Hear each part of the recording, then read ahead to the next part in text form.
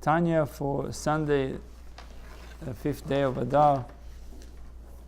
The flow. In the first chapter of Tanya, the Alter Rebbe asked, what was the Eov's intent, Job's intent, when proclaiming that God created wicked men? What do you get out of it? You're saying God created Baros or Shoim, you created wicked.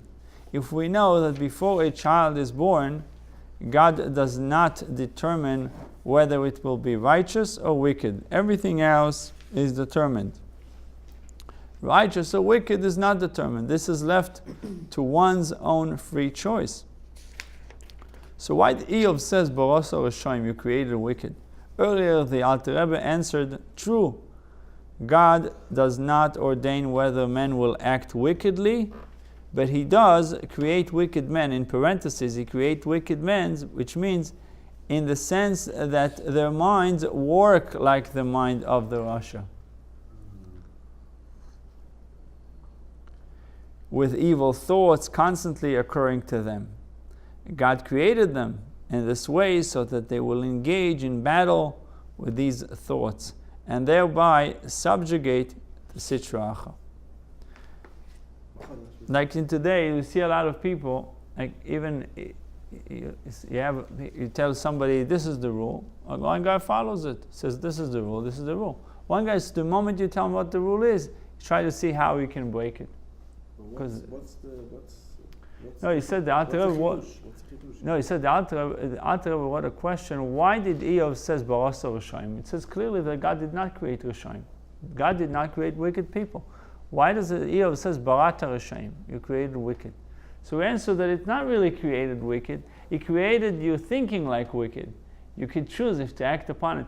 In other words, he's telling us that some people He gave them a greater challenge than other people. If He's giving me the train of thoughts like a wicked man, then I have more challenges. Another guy is thinking, this is the rule, I'm going to follow it, no problem. He's never going to try to break the rules. Another guy is always trying to break them. Why?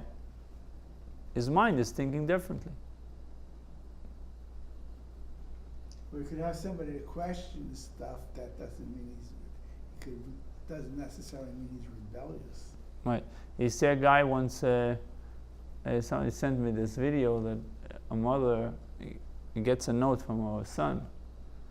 So she reads the note and she starts crying. So her son asks her, why are you crying? It's a note from the teacher. So she said, the teacher wrote that you are such a genius that you don't fit to our school. We have to find a special school, a different school. So this genius became, what's his name, the one who invented electricity, Edison. Thomas Edison. So one day, after his mother passed away, went through the papers, he found that note. And the teacher wrote that your son is deranged, is crazy, your son is crazy, you had to find a different school. But his mother, she was smart. She said the teacher wrote, your son is genius. So good. And yeah, so imagine if your mother would tell him what it says on the paper. The worst thing. You see the power of words, yeah, you see. So wicked people, they think automatically in a negative way. This teacher was wicked. Why? Since when you become an evaluator of? Today, the teachers don't have the right to evaluate the child like this. They can say he's disturbing in class, but if you come to the parents and tell them he has A, B, and C, they'll tell you they can sue you. They can sue the teacher because you're not qualified. You're not qualified to examine the child. If you went through the school, you're a psychologist, a psychiatrist, you can come and say this child is ADD, this child has this problem, that problem. You can say, these are the symptoms that I see, this is what I see in the class. You can come in and give conclusions, like the spies. They gave conclusion. We're not going to be able to enter the land. I never asked you to tell me if I'm able to enter. I asked you to give me information of what's happening on the other side. Today also, the same thing with the Israeli generals. They already decide what's possible, what's not possible. this clown now that wants to be the prime minister. He said, there is tunnels, but they're not a threat. They're not a threat. People can sleep, everything will be okay. 30 tunnels going from Gaza, 30 tunnels going from Gaza into Jewish settlements, into places. And he said it's not a threat. We should focus on other things. Whose side is he on? Luckily, exactly. And there's a video, you wouldn't believe it, there's a video, you see the guy describing a situation where he was the commander. The soldiers needed to attack a hospital, but they needed to attack the hospital because they were launching rockets from there. So he decided to hold off, risking his soldiers, just to make sure one more time that there's no one there, that they should only bomb an empty building. And he said, I'm proud of it, that I risked my soldiers to make sure that no innocent person will die. I hope he gets Exactly, on which side are you? This is the question. You see, the people's minds are so distorted. Politics, but you have the same issue about the border security. Let's leave it like that. Yeah. So let's continue. Yaakov knows that he was when we were there, a guidance counselor. So you have what they do is they send the kid to testing. They can only do that with permission. They can make a referral to the school-based support team. Exactly. So you agree with what I said? Yeah, I agree with you, but the parents have to be masking. Of course. You did the evaluation, right? Yeah. Exactly. So in today's lesson, God derives two types of pleasure. Sweet, total transformation and goodness from a tzaddik. And the second one is tart, the delight of an enhanced bitterness from a Beinoni. So there's two things that are coming out. So one is sour and sweet. I like and one is completely sweet. So each one gives pleasure to Hashem, the tzaddik and the Beinoni. But it's a different type of pleasure. It's like you have two sons. One son is struggles a little bit, and one son is a genius. So they both give you pleasure, because you see that the son that struggles is also trying hard and is succeeding. So he's also, but it's a different type of pleasure. Not that maybe one is better than the other, we'll soon see. Because sometimes that we know that it becomes sweeter when it comes from bitterness, right? When there is bitterness, there is more, the victory is much more, you're feeling the victory much more. The greater the deficiency, so when it's being filled, the greater the satisfaction. But the harder you work for something and like overcome obstacles to get something. Right. There's greater satisfaction, right? The light that shines out of darkness is a more intense light than a light like a candle. Right. Right. So there are two kinds of divine pleasure. Nachat ruach to Hashem, there are two kinds of nachat ruach. Echad mibitul hasitra acha legamri. One is the complete annihilation of the other side, of the sitra acha. V'yishapcha memriru lemitkan, the transformation from bitterness to sweetness. Umechashucha leneor, from darkness into light. Leneor al-yedei tzaddikim. This is being done, this is accomplished through the tzaddikim. That they are capable of annihilating darkness completely. There's no darkness, there is no evil inclination, they destroy it, they're over it. Are we just discussing these right now, or is there no pleasure from Russia? No, there is, and we'll soon see that it may be even greater. Sometimes it's a greater pleasure, because tzaddik, there's something called in Hasidus, they bring this example many times, it's called tzipora medaberet. Tzipora medaberet is a bird that speaks.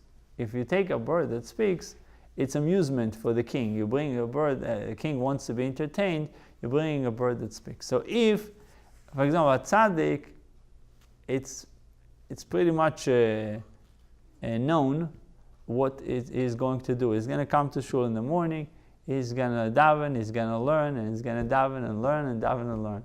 It doesn't have challenges, it doesn't have these obstacles. So you can predict what's going to happen. With us, regular people, you can't predict because we have the challenges. So since since it's a surprise for Hashem, every time a Jew comes to shul, it's a surprise, a great pleasure. Wow, he showed up. Wow, he learned. Wow, he did this. Wow, he said the bracha.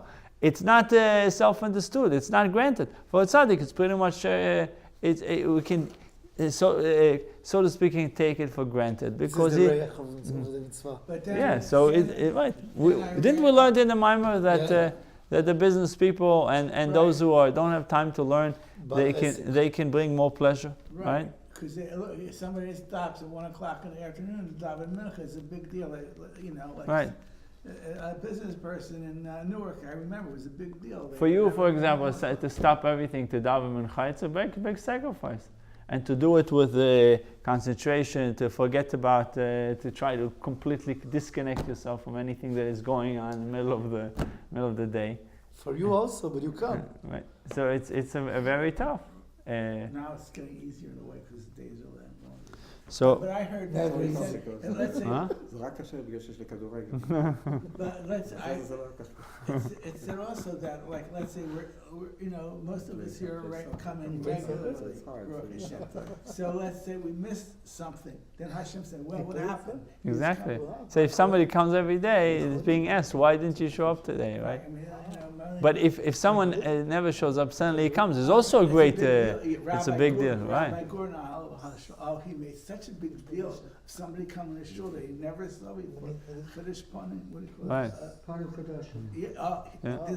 He was. But it's also a chidush, it was a novelty. He that was so excited somebody would come.